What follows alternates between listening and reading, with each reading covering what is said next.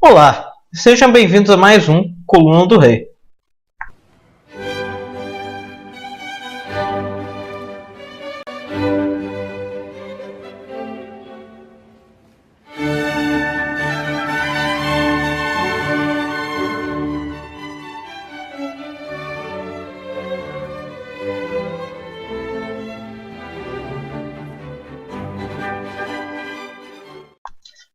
A nossa primeira notícia vem do Reino Unido, de novo.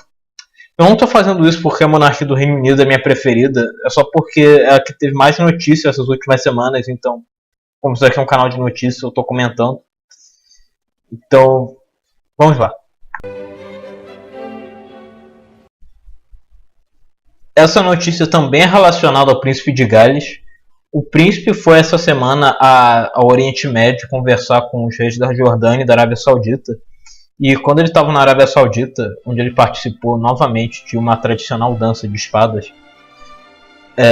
ele conversou também com o rei da Arábia Saudita sobre o caso do blogueiro que foi condenado a 1000 chibatadas e mais 10 anos de prisão, para ver se ele conseguia convencer o rei a, sei lá, amenizar um pouco a situação desse condenado.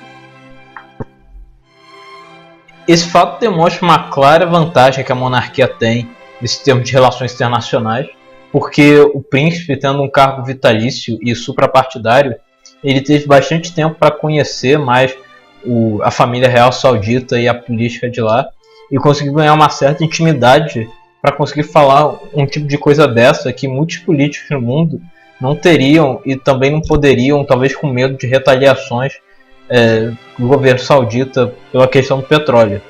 Mas o príncipe, por essa sua influência e proximidade da família real saudita, realmente conseguiu fazer alguma coisa em prol dessa situação, ao contrário de muitos governos que não conseguem fazer nada e muitas outras pessoas que só conseguem ficar protestando, mas também não conseguem uma ação real devido a várias limitações.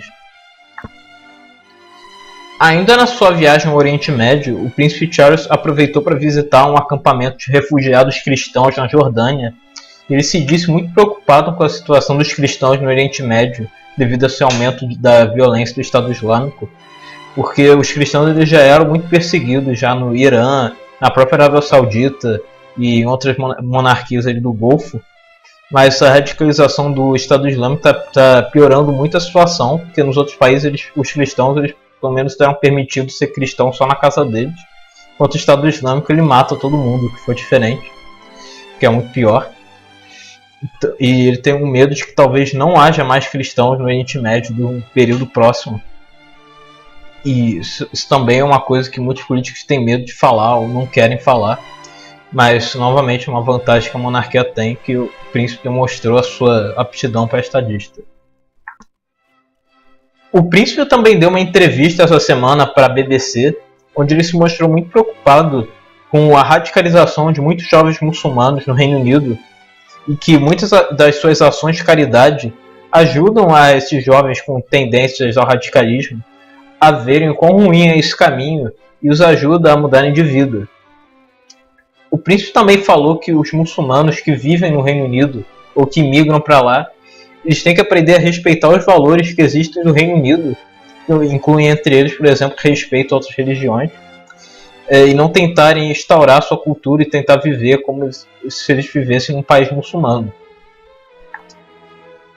Isso é uma coisa que a gente não vê muitos políticos falando hoje, apesar de ser extremamente necessário, que talvez tenham medo de serem considerados islamofóbicos ou xenofóbicos e depois perder as eleições. Mas como o príncipe tem um cargo vitalício hereditário, ele pode falar esse tipo de coisa que é extremamente necessário, que mostra uma outra vantagem da monarquia. A nossa segunda e última notícia é uma entrevista que o príncipe Reza Pahlavi, o filho do último Shah do Irã, Mohammed Reza Pahlavi, deu ao jornal Le Figaro na França, onde ele comentou sobre diversos assuntos, como por exemplo o programa nuclear iraniano, o Estado Islâmico e a democracia no Irã.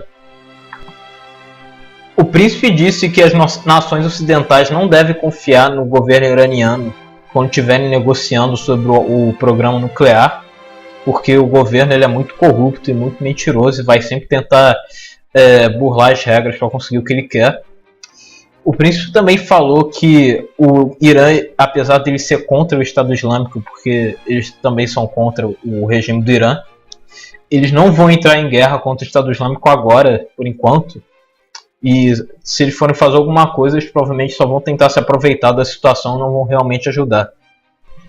O filho do último Shah do Irã também declarou que o único jeito de haver democracia no país é através de um amplo movimento popular do povo iraniano, e que isso não é possível agora porque o povo se sente muito indefeso e inseguro perante o regime atual, e que as nações ocidentais deveriam fazer alguma coisa para pelo menos dar o seu apoio a algum possível movimento, porque o movimento não se sentisse sozinho e indefeso e realmente conseguisse agir de alguma maneira.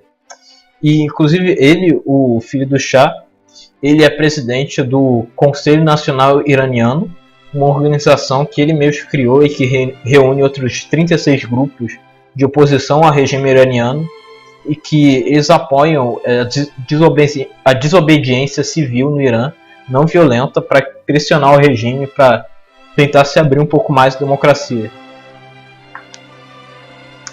O príncipe declarou que seu principal objetivo é lutar por uma democracia laica no Irã, e que caso o atual regime caia, ele já tem algumas coisas escritas que ele gostaria de mandar para o novo governo para que fossem incluídas na nova Constituição, como por exemplo a separação entre Estado e religião, o direito igual entre homens e mulheres, a abolição da pena de morte e também a libertação de todos os antigos presos políticos.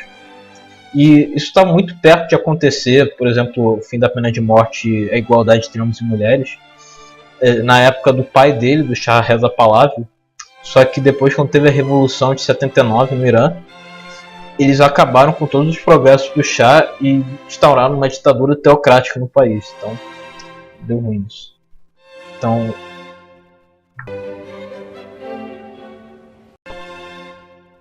é isso, pessoal. Esse foi mais um Coluna do Rei. Eu espero que vocês tenham gostado. Se vocês tiverem, por favor, compartilhem esse vídeo para que ele atinja o maior número de pessoas possíveis.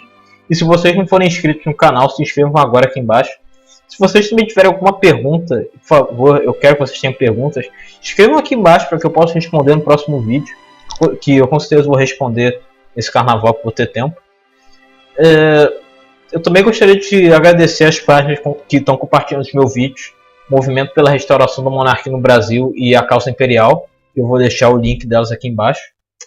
Então, até a próxima. Bom carnaval para vocês.